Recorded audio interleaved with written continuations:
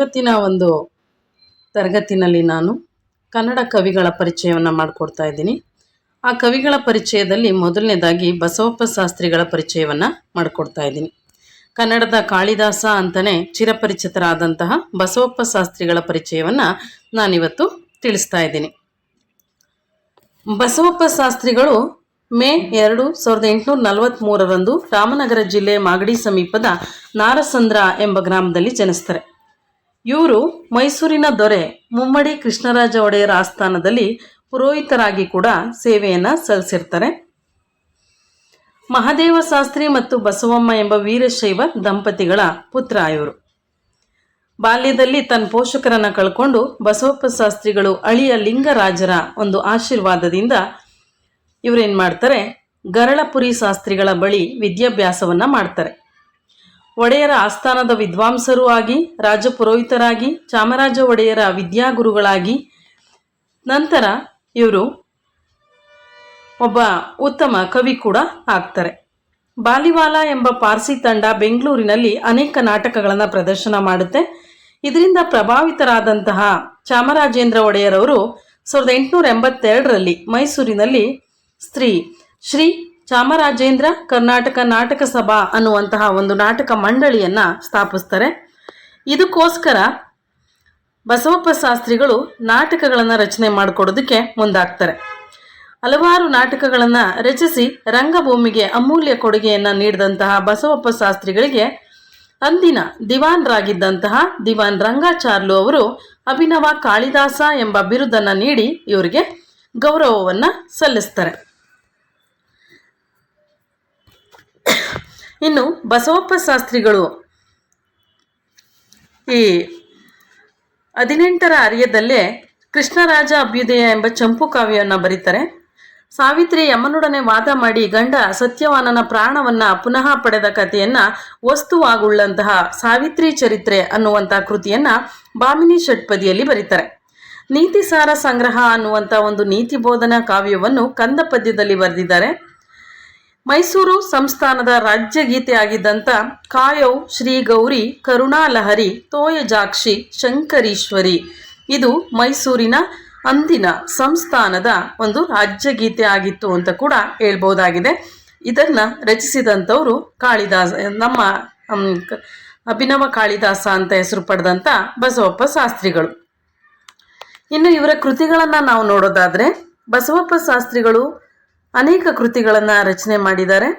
ಕಾಳಿದಾಸ, ಭವಭೂತಿ, ಹರ್ಷ, ಕ್ಷೇಮೇಂದ್ರರ ಒಂದು ಸಂಸ್ಕೃತ ನಾಟಕಗಳನ್ನು ಕನ್ನಡಕ್ಕೆ ತಂದಿದ್ದಾರೆ. ಒಟ್ಟು 6 ನಾಟಕಗಳನ್ನು ಕನ್ನಡಕ್ಕೆ ತಂದಿದ್ದಾರೆ. ಯಾವುದಪ್ಪ ಅದು ಅಂತ ಅಂದರೆ, ಅವರು ರಚಿಸಿರುವಂತಹ ನಾಟಕಗಳನ್ನು ನಾವು ನೋಡೋದಾದರೆ ಈ ಫಸ್ಟೇನೆ ಅವರು 18 ವರ್ಷದಲ್ಲೇ ಕೃಷ್ಣರಾಜ ಅಭ್ಯುದಯ ಅನ್ನುವಂಥ ಚಂಪು ಕಾವ್ಯವನ್ನು ಬರೆದಿರ್ತಾರೆ. ಆನಂತರ ಮೈಸೂರು ರಾಜ್ಯಗೀತೆಯನ್ನು ಕೂಡ ಬರೀತಾರೆ.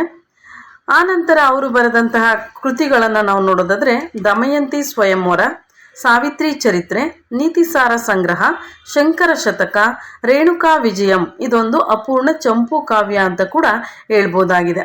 ಇದ ನಂತರ ಅವರು ಸಂಸ್ಕೃತದ ಕೃತಿಗಳು ಯಾವ್ಯಾವುದನ್ನು ಬರೆದಿದ್ದಾರೆ ಅಂದರೆ ಬಿಲ್ವವೃಕ್ಷ ಪೂಜಾ ವಿಧಿ, ಶಂಕರಿ ನಕ್ಷತ್ರಮಾಲ, ಬಸವೇಶ ಅಷ್ಟಕ, ಅಷ್ಟಮೂರ್ತಿ ತನಯ ಅಷ್ಟಕ, ಶಂಕರ ಶತಕ, ಶಿವಾಷ್ಟಕಂ, ಶಿವಭಕ್ತಿ ಸುಧಾತರಂಗಿಣಿ, ಆರ್ಯ ಶತಕಂ, ಅಂಬಾ ಷೋಡಶ ಮಂಜರಿ ಇವು ಸಂಸ್ಕೃತದ ಕೃತಿಗಳು.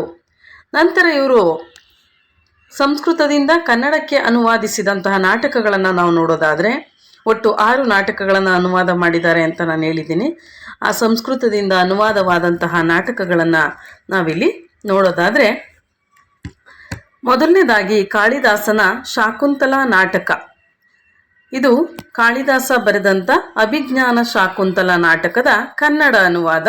ಇದನ್ನು ನಮ್ಮ ಬಸವಪ್ಪ ಶಾಸ್ತ್ರಿಗಳು ಕಾಳಿದಾಸನ ಶಾಕುಂತಲ ನಾಟಕಂ ಅನ್ನುವಂಥ ಹೆಸರಿನಲ್ಲಿ ಅನುವಾದ ಮಾಡಿದ್ದಾರೆ. ಮತ್ತೊಂದು ಕನ್ನಡ ವಿಕ್ರಮೋರ್ವಶಿಯ ನಾಟಕಂ. ಇದು ಕೂಡ ಕಾಳಿದಾಸನ ವಿಕ್ರಮೋರ್ವಶಿಯ ನಾಟಕದ ಕನ್ನಡ ಅನುವಾದವಾಗಿದೆ. ತದನಂತರ ಉತ್ತರ ರಾಮಚರಿತೆ ಅನ್ನುವಂಥ ನಾಟಕ ಬರೆದಿದ್ದಾರೆ. ಇದು ಭವಭೂತಿ ಬರೆದಂಥ ಉತ್ತರ ರಾಮಚರಿತೆ ನಾಟಕದ ಕನ್ನಡ ಅನುವಾದವಾಗಿದೆ. ಮಾಲತಿ ಮಾಧವ ಇದು ಕೂಡ ಭವಭೂತಿಯ ಒಂದು ಮಾಲತಿ ಮಾಧವ ನಾಟಕದ ಅನುವಾದ. ಇನ್ನು ಕರ್ನಾಟಕ ರತ್ನಾವಳಿ ಅನ್ನುವಂಥ ಒಂದು ನಾಟಕವನ್ನು ಬರೆದಿದ್ದಾರೆ. ಇದು ಹರ್ಷನ ರತ್ನಾವಳಿ ನಾಟಕದ ಅನುವಾದವಾಗಿದೆ. ಕರ್ನಾಟಕ ಚಂಡಕೌಶಿಕ ನಾಟಕಂ ಅನ್ನುವಂಥದ್ದು ಇದು ಕ್ಷೇಮೇಂದ್ರನ ಚಂಡಕೌಶಿಕ ನಾಟಕದ ಒಂದು ಅನುವಾದವಾಗಿದೆ. ನೋಡಿ, ಇದು 6 ಕೂಡ ಸಂಸ್ಕೃತದಿಂದ ಕನ್ನಡಕ್ಕೆ ಬರೆದಂತಹ ನಾಟಕಗಳು, ಕನ್ನಡಕ್ಕೆ ಅನುವಾದವಾದಂಥ ನಾಟಕಗಳು. ಈ ಚಂಡಕೌಶಿಕನ ಚಂಡಕೌಶಿಕ ನಾಟಕ ಏನಿದೆ, ಕರ್ನಾಟಕ ಚಂಡಕೌಶಿಕ, ಇದು ಕ್ಷೇಮೇಂದ್ರನ ಚಂಡಕೌಶಿಕ ನಾಟಕದ ಅನುವಾದ. ಇದು 4 ಅಂಕಗಳನ್ನು ಮಾತ್ರ ಬಸವಪ್ಪ ಶಾಸ್ತ್ರಿಗಳು ಅನುವಾದ ಮಾಡ್ತಾರೆ. ಅಲ್ಲಿಗೆ ಅವರು ಮರಣವನ್ನು ಹೊಂದ್ತಾರೆ.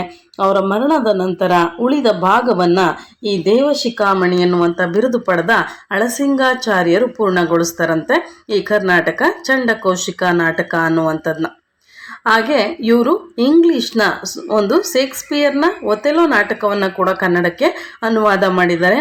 ಬಸವಪ್ಪ ಶಾಸ್ತ್ರಿಗಳಿಗೆ ಇಂಗ್ಲಿಷ್ ಬರ್ತಾ ಇರಲಿಲ್ಲ, ಆದರೆ ಅವರು ಸಿ ಸುಬ್ಬರಾವ್ ಅವರ ಸಹಕಾರದಿಂದ ಈ ಶೇಕ್ಸ್ಪಿಯರ್ನ ಒಥೆಲೋ ನಾಟಕವನ್ನು ಸೂರಸೇನ ಚರಿತೆ ಎಂಬ ಹೆಸರಿನಲ್ಲಿ ಕನ್ನಡಕ್ಕೆ ತಗೊಂಡು ಬಂದಿದ್ದಾರೆ.